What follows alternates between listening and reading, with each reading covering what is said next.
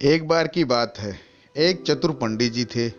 उन्होंने गांव में ढिढोरा पिटवा दिया कि मैं भगवान के दर्शन करवा सकता हूँ। फिर क्या था, देखते ही देखते कई हजार लोग उनके घर के सामने इकट्ठा हो गए।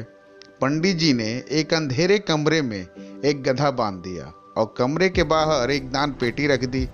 सारे लोग भगवान के दर्शन करने के लिए लाइन लगाकर एक एक करके आने लगे। पंडित जी दरवाजे पर बैठ गए और जब भी कोई दरवाजे के रास्ते जाने लगता तो पंडित जी उनके कान में धीरे से कहते, देखो, अगर आप अपने पिता की जायज औलाद हो तो तुम्हें 4 भुजाओं वाले भगवान के दर्शन होंगे, और अगर नाजायज औलाद हो तो तुम्हें कमरे में एक गधा दिखाई देगा।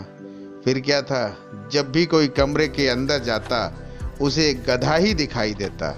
वह अपनी मर्यादा बनाए रखने के लिए बाहर आकर चिल्लाता कि मैंने स्वयं परमात्मा को साक्षात चतुर्भुज रूप में देखा है। जय हो पंडित जी की, जिन्होंने परमात्मा के साक्षात दर्शन करवा दिए। फिर पंडित जी बोलते, इस दान पेटी में चढ़ावा डालो और चले जाओ। लोग चढ़ावा चढ़ाते और चले जाते। हजारों लोग कमरे के अंदर गए, पर किसी ने भी साहस करके ये नहीं कहा कि कमरे में एक गधा बंधा है जिसे मैंने देखा है। उन्हें तो बस अपनी मर्यादा बचानी है। ऐसे होते हैं भगवान के अंधभक्त। बस ऐसे ही चल रहा है भगवान के नाम पर धंधा और मूर्ख बनाने का व्यापार।